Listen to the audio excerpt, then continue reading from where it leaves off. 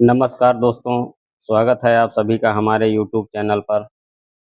दोस्तों, इंसान जब गरीबी के दलदल में फँसता है, तो उसके सामने रास्ते अपने आप बंद होने लगते हैं। लेकिन कभी-कभी मजबूरी इंसान से ऐसे फैसले करवा देती है जिसकी कीमत उसे अपनी इज़्ज़त, अपने आत्मसम्मान और अपने पूरे परिवार की साख देकर चुकानी पड़ती है।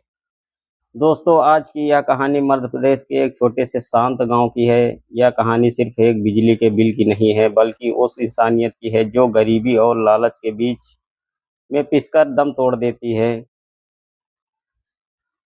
तो दोस्तों, यह बात मध्य प्रदेश के सीहोर जिले के एक छोटे से गांव की है। इस गांव की कच्ची गलियों और कच्चे मकानों के बीच एक साधारण सा घर था। रघुवीर की उम्र करीब 32 साल थी। वह स्वभाव से बहुत सीधा-साधा और मेहनती और ईमानदार आदमी था। दोस्तों, खेती-बाड़ी में ज़्यादा ज़मीन थी नहीं, इसलिए वह गाँव और आस-पास के इलाकों में मज़दूरी करके खेतों में पसीना बहाकर अपने परिवार का पेट पालता था। सुबह सूरज उगने से पहले उठना और देर शाम तक हाथ तोड़ मेहनत करके 2-400 रुपए कमा लेना ही उसकी रोज़ की ज़िंदगी का सच था। दोस्तों, रघुवीर की पत्नी का नाम था रेखा। रेखा की उम्र लगभग 27 साल थी। वह देखने में बहुत सुंदर, सलीकेदार और सादगी से रहने वाली महिला थी। दोस्तों, उनके घर में आभाओं का अंबार था, फिर भी दोनों पति-पत्नी आपस में मिल-जुल कर खुशी-खुशी अपनी ज़िंदगी बिता रहे थे। दोस्तों, गरीबी उनके दरवाजे पर हमेशा खड़ी रहती थी, लेकिन दोनों ने कभी एक-दूसरे से शिकायत नहीं की। रघुवीर जो था वो अपनी पत्नी को बहुत प्यार करता था और उसकी हर छोटी-छोटी ज़रूरत को पूरा करने की कोशिश करता था। दोस्तों, उधर जो रेखा भी थी, वो भी अपने पति को समझाने और समझती थी और सीमित संसाधनों में घर चलाने का हुनर जानती थी। दोस्तों, उसी गाँव में आसपास के क्षेत्रों में बिजली विभाग की तरफ से एक संविदा मीटर रीडर तैनात था, जिसका नाम था राकेश। राकेश की उम्र भी वही 27-28 साल के आसपास रही होगी। राकेश का काम था हर महीने गांव-गांव जाकर लोगों के घरों में लगे बिजली के मीटरों की रीडिंग लेना, बिल प्रिंट करना और लोगों को बिल जमा करने की तारीख बताना। दोस्तों, राकेश जो था वह स्वभाव से चालाक और मौकापरस्त और नीच सोच वाला इंसान था। वह खुद को सरकारी तंत्र का बड़ा करिंदा समझता था और गांव के अनपढ़ या गरीब लोगों पर रोब गालिब करने का कोई मौका नहीं छोड़ता था। दोस्तों, उधर जो रघुवीर के घर पर भी बिजली का कनेक्शन था। पिछले कुछ महीनों से घर के हालात इतने खराब चल रहे थे कि रघुवीर समय पर बिजली का बिल नहीं भर पा रहा था। कभी किसी की बीमारी के इलाज में पैसे चले जाते, तो कभी काम ना मिलने की वजह से दिहाड़ी रुक जाती। देखते ही देखते बिजली का बिल जो कभी कुछ 100 रुपए हुआ करता था, वह बढ़ते-बढ़ते 10,000, फिर 15,000 और आखिरकार 30,000 रुपए के पार पहुँच गया। दोस्तों, राकेश जो था वो हर महीने रीडिंग लेने के बहाने रघुवीर के घर जाता और ऊंचे स्वर में चिल्लाकर कहता, रघुवीर, अगर बिल जमा नहीं किया तो इस बार सीधा तार काट दूंगा, ऊपर से अधिकारियों की टीम आएगी तो केस दर्ज हो जाएगा। रघुवीर हर बार हाथ जोड़कर गिड़गिड़ाकर उससे वक्त मांगता, भैया बस थोड़े दिन की मोहलत दे दो, फसल कटते ही या दिहाड़ी का पैसा इकट्ठा होते ही थोड़ा थोड़ा करके सब चुका दूंगा। दोस्तों, लेकिन राकेश को सिर्फ अपनी दबंगई दिखाने से मतलब था। दोस्तों, एक दिन दोपहर की बात है। कड़ी धूप फैली हुई थी और गांव की गलियों में सन्नाटा पसरा हुआ था। रघुवीर काम के सिलसिले में पास के शहर गया हुआ था, जहां उसे पूरे दिन मजदूरी करनी थी। घर पर रेखा अकेली थी। वह घर का काम काज निपटाकर रसोई में काम कर रही थी। तभी दरवाजे पर मोटरसाइकिल रुकने की आवाज़ आई। दोस्तों, राकेश जो था अपने हाथ में रीडिंग वाली मशीन लिए घर के बाहर आकर खड़ा हो गया। उसने बाहर लगे मीटर की रीडिंग ली और जोर से आवाज़ लगाई, कोई घर में है? तो दोस्तों, रेखा जो थी वह अपना आंचल संभालती हुई दरवाजे के पास आई। उसने देखा कि सामने बिजली वाला राकेश खड़ा है। रेखा ने शालीनता से पूछा, हाँ भैया, क्या बात है? तो दोस्तों, रघुवीर तो घर पर था नहीं, वे काम से बाहर गए थे। तो राकेश ने अपने हाथ में पकड़ी पर्ची को देखा और फिर उसकी नज़रें रेखा के से चेहरे पर टिक गई। रेखा की सादगी और सुंदरता को देखकर राकेश के मन में पाप आ गया। उसकी नीयत अचानक डोल गई। उसने अपनी आवाज़ थोड़ी धीमी और कहा, अरे भाभी, तुम्हें पता भी है कि तुम्हारा बिल कितना हो गया है? 32,000 रुपए का बिल बकाया है। ऊपर से एसडीओ साहब का सख्त आदेश आया है कि जिन घरों का बिजली का बिल 20,000 से ऊपर है उनके कनेक्शन तुरंत काट दिए जाएं। मैं तो आज ही तार काटने आया था। रेखा के हाथ पांव फूल गए। उसने घबराते हुए कहा, अरे भैया ऐसा मत करो, बिजली कट जाएगी तो इस गर्मी में हम कैसे रहेंगे। दोस्तों उधर रघुवीर आते हुए होंगे। वे वे कोई न कोई रास्ता निकालेंगे। आप बस कुछ दिन का समय दे दो। दोस्तों उधर राकेश ने इधर उधर देखा। आसपास गली में कोई नहीं था। उसने एक कदम आगे बढ़ाया और रेखा के चेहरे पर अपनी हवस भरी निगाहें गड़ाते हुए बोला, भाभी, रघुवीर दिन रात पसीना बहाएगा तब भी 32,000 रुपए नहीं जुटा पाएगा। तुम्हें तो पता है कि कितनी दिहाड़ी कितनी है। लेकिन मेरे पास एक ऐसा रास्ता है जिससे तुम्हारा बिजली का बिल माफ हो सकता है और तुम्हें 1 रुपया भी नहीं देना पड़ेगा। दोस्तों रेखा ने मासूमियत से पूछा, ऐसा कौन सा रास्ता है भैया? क्या सरकार की कोई नई योजना आई है? तो दोस्तों राकेश जो था उसके चेहरे पर एक कुटिल मुस्कान आ गई। वह मुझको सुसाते हुए बोला, योजना तो बहुत बड़ी है भाभी, तुम बहुत खूबसूरत हो। अगर तुम मेरे साथ थोड़ा एडजस्ट कर लो तो मैं तुम्हारा आधा बिल तो वैसे भी कम करवा दूंगा और बाकी का बिल अपने स्तर पर सेटल कर दूंगा। तुम्हें एक नया पैसा नहीं देना पड़ेगा। दोस्तों यह बात उसकी राकेश की सुनते ही रेखा के पैरों तले जमीन खिसक गई। उसका पूरा शरीर कांप उठा। उसने कभी सपने में भी नहीं सोचा था कि कोई आदमी उसके घर आकर ऐसी नीच बात कह सकता है। रेखा का चेहरा गुस्से और डर से लाल हो गया। उसने पीछे हटते हुए कहा, यह आप बकवास कर रहे हैं? शर्म नहीं आती आपको ऐसी बात करते हुए? निकल जाइए हमारे घर से। दोस्तों जो राकेश था, राकेश के चेहरे में हमदर्दी का नकाब उतर गया। वह धमकी भरे लफ्जों में बोला, देखो भाभी, गुस्सा मत करो, ठंडे दिमाग से सोचो। अगर मैंने आज कनेक्शन काट दिया तो नया कनेक्शन लेने में और जुर्माना भरने के लिए तुम्हारे पति की कमर टूट जाएगी। जमाना बहुत खराब है। हमारे लिए हमारे तुम्हारी एक हाँ तुम्हारे पति का 32,000 का बोझ हल्का कर सकती है और वैसे भी इस बात का पता किसी को नहीं चलेगा। मैं और तुम, बस बात खत्म। दोस्तों रेखा का दिमाग काम करना बंद कर चुका था। एक तरफ उसके पति का सम्मान, उसकी खुद की इज्जत थी और दूसरी तरफ वो भयानक गरीबी जिसने उसे जकड़ रखा था। दोस्तों उसने सोचा कि अगर रघुवीर को इस बिल के बारे में पता चला तो वह दिन रात घुट घुट कर रो मरेगा। शायद किसी से कर्ज लेगा और कर्ज के दलदल में डूब जाएगा। दोस्तों राकेश ने उसकी इस लाचारी को भांप लिया और दबाव बनाते हुए कहा, फैसला तुम्हारे हाथ में है। अगर मना किया तो अभी खंबे पर चढ़कर तार काट दूंगा। दोस्तों लाचारी, डर और गरीबी के इस खौफनाक मोर्चे पर रेखा टूट गई। उसकी जुबान बंद हो गई। उसने भारी मन से सिर झुका लिया। राकेश अंदर आ गया। उसने जल्दी से दरवाजा बंद भीतर से बंद कर लिया। घर के कोने में एक पुरानी चारपाई बिछी हुई थी। राकेश उस पर बैठ गया। उसके चेहरे पर हवस और जीत की चमक थी। दोस्तों लेकिन उसके मन में डर भी था कि कहीं कोई गांव वाला ना आ जाए। उसने कहा, जो भी करना है जल्दी करो, वो ज्यादा वक्त नहीं है मेरे पास। तो दोस्तों रेखा की आंखों से लगातार आंसू बह रहे थे। उसने हिम्मत जुटाकर कहा, घबराओ मत, मेरे पति रात से पहले नहीं आएंगे। और फिर उस बंद कमरे में वो सब हुआ जो एक शादीशुदा औरत के लिए किसी जीते जी नरक से कम नहीं था। दोस्तों रेखा ने अपनी जिंदगी में पहली बार किसी पराये मर्द को खुद के करीब आने दिया। लेकिन यह कोई प्रेम नहीं बल्कि मजबूरी का खौफनाक सौदा था। यह राकेश ने जबरदस्ती और असभ्य तरीके से अपनी हवस मिटानी चाहिए। तो रेखा दर्द से तड़प उठी। उसने मना करने की कोशिश की, उसे पीछे धकेलना चाहा, लेकिन राक्षस बन चुके राकेश पर इसका कोई असर नहीं हुआ। दोस्तों रेखा जो थी वो चीख भी नहीं सकती थी, क्योंकि अगर आवाज बाहर जाती है तो पूरे गांव में उसकी इज्जत की धज्जियां उड़ जाती। दोस्तों उसकी आंखों से आंसुओं का सैलाब बह रहा था। बदन दर्द से टूट रहा था। लेकिन राकेश उसकी तड़प और लाचारी को देखकर भी ज्यादा दरिंदगी पर उतर आया था। करीब 15-20 मिनट तक वह अपनी मनमानी करता रहा। जब उसकी हवस पूरी हो गई तो उसने अपने कपड़े ठीक किए और जाते जाते मुस्कुराकर बोला, कल मैं फिर आऊँगा और तुम्हारा बिल अपडेट करके तुम्हें नई पर्ची दे दूंगा। दोस्तों इतना कहकर वह वहां से चला गया। जब राकेश गया तो रेखा फर्श पर बैठ कर फूट फूट कर रोने लगी। उसे खुद से घिन आ रही थी। उसे लग रहा था कि उसे अपने पति के विश्वास का कत्ल कर दिया है। दोस्तों लेकिन अब वो जो हो चुका था उसे बदला नहीं जा सकता था। अगले दिन दोपहर को राकेश फिर से आया। उस समय भी रघुवीर घर पर नहीं था। राकेश ने बाहर से ही आवाज दी। जब रेखा बाहर आई तो राकेश ने अपनी जेब से एक पर्ची निकाली और कहा, देखो भाभी, मैंने अपनी सेटिंग से जनवरी महीने की विशेष छूट वाली स्कीम में तुम्हारा 12,000 रुपये का बिल माफ़ करवा दिया है। अब सिर्फ 20,000 रुपये बकाया दिख रहे हैं।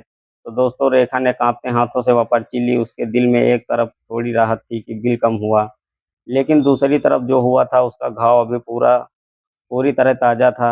दोस्तों, राकेश ने आसपास देखा और फिर धीमी आवाज़ में बोला, देखो भाभी, 20,000 भी बहुत होते हैं।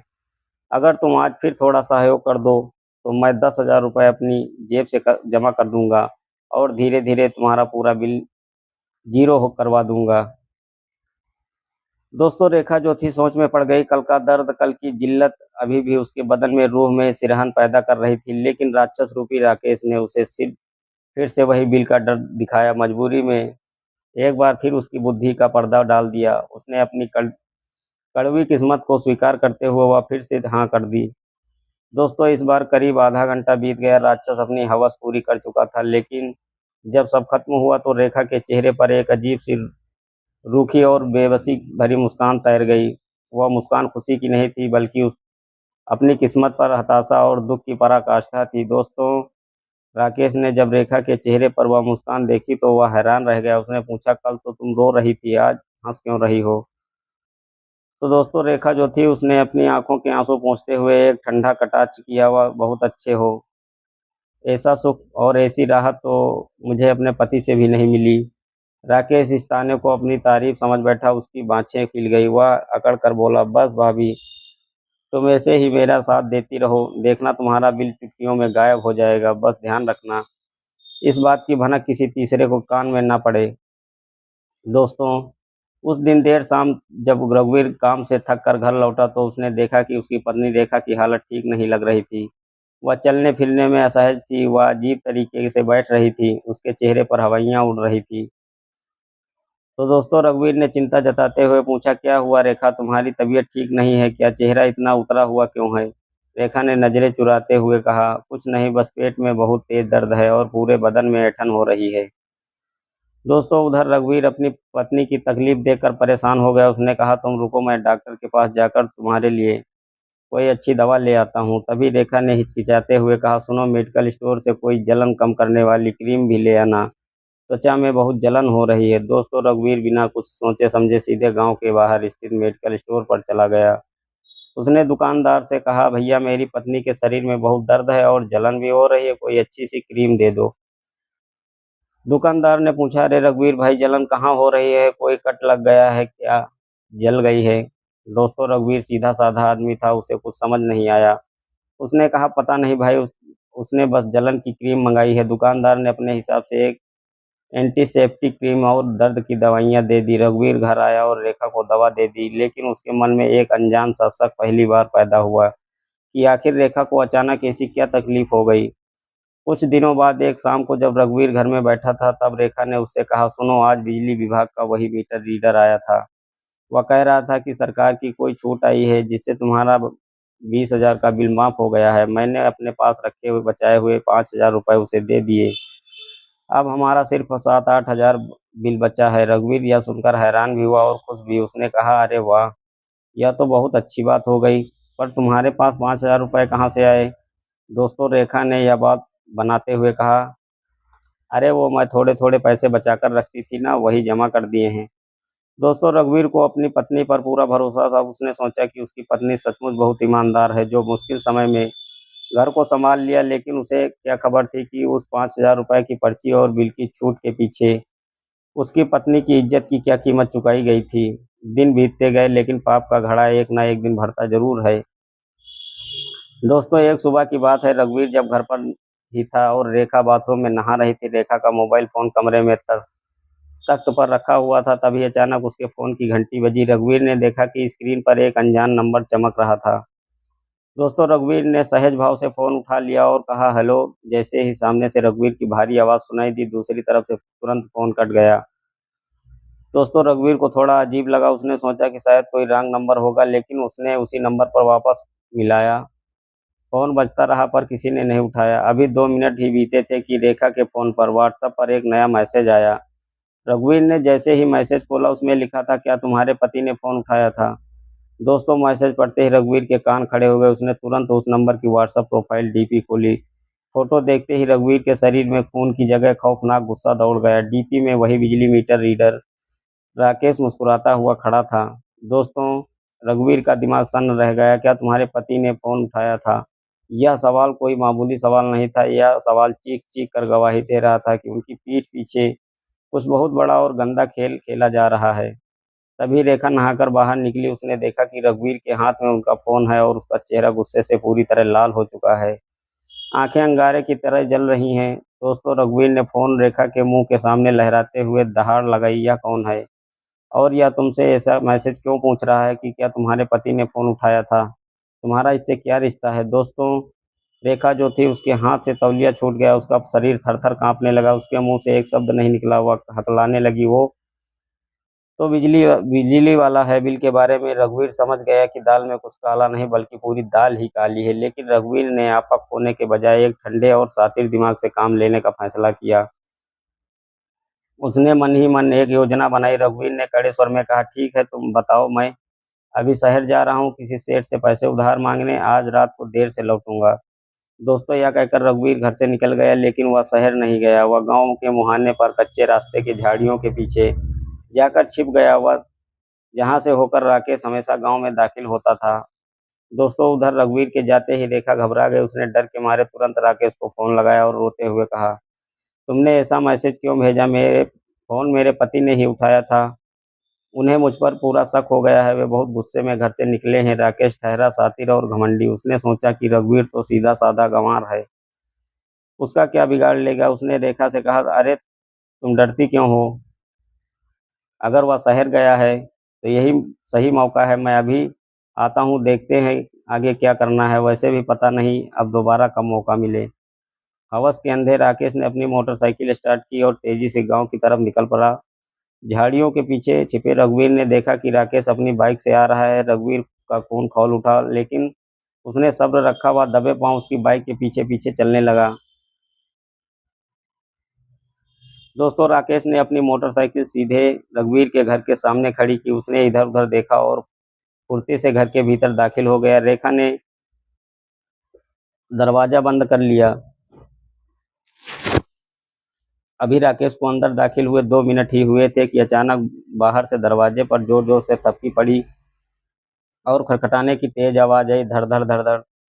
अंदर राकेश और रेखा के हाथ पांव फूल गए। रेखा की सांसें अटक गई। उसने डरते हुए पूछा, कौन है? बाहर से रघुवीर की गरजती हुई आवाज आई, दरवाजा खोल रेखा, वरना आज मैं दरवाजा तोड़ दूंगा। दोस्तों, राकेश का सारा भूत उतर गया। उसके चेहरे का रंग उड़ गया। दोनों के पास भागने का कोई रास्ता नहीं था। रेखा ने कांपते हाथों से कुंडी खोली।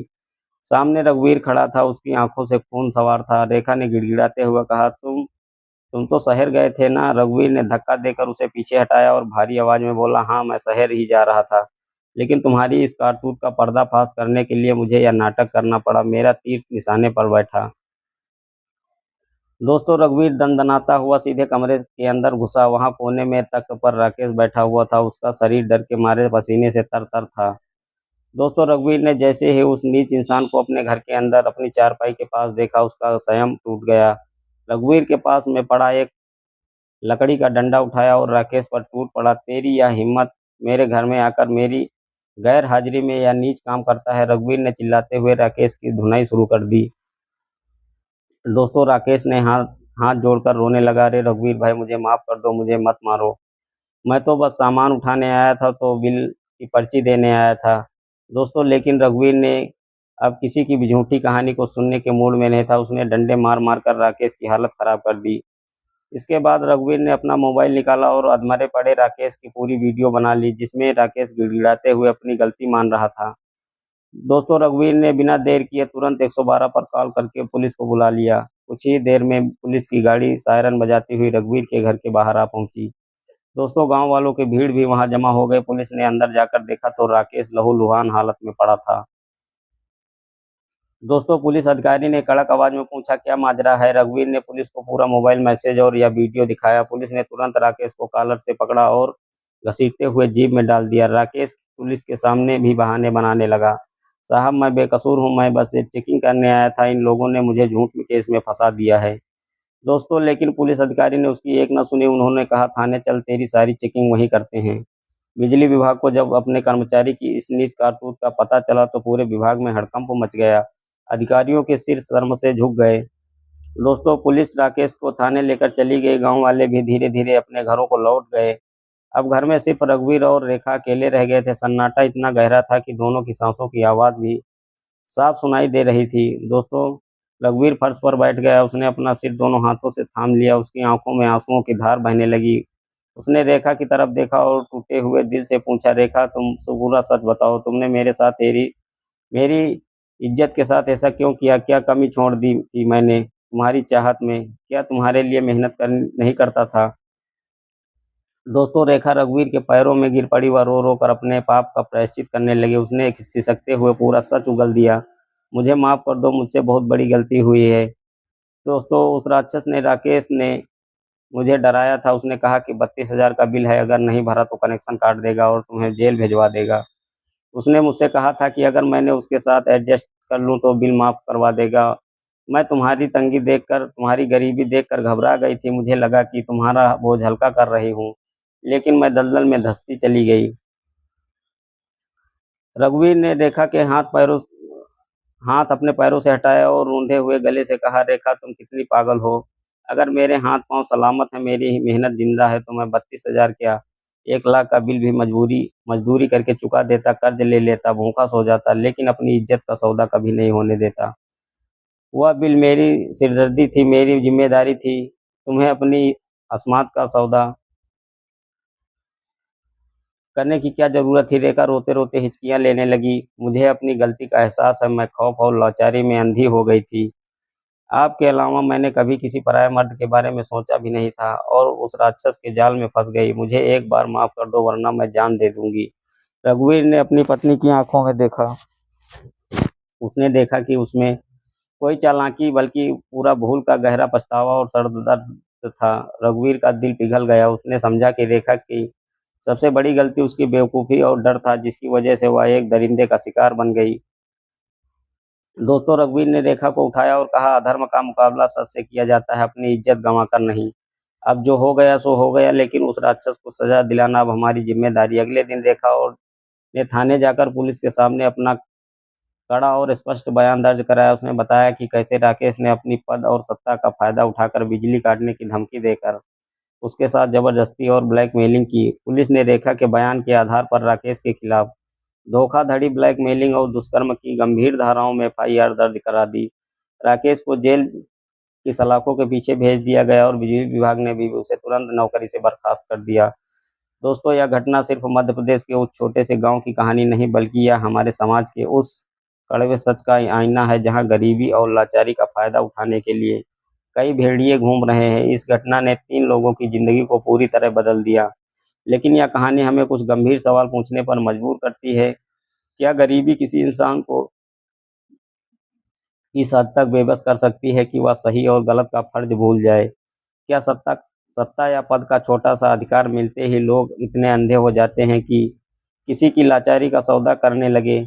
और सबसे बड़ा सवाल यह है कि जब मुसीबत आए तो क्या डरकर गलत रास्ता चुनने के बजाय अपने परिवार पर भरोसा क्यों नहीं किया जा सकता?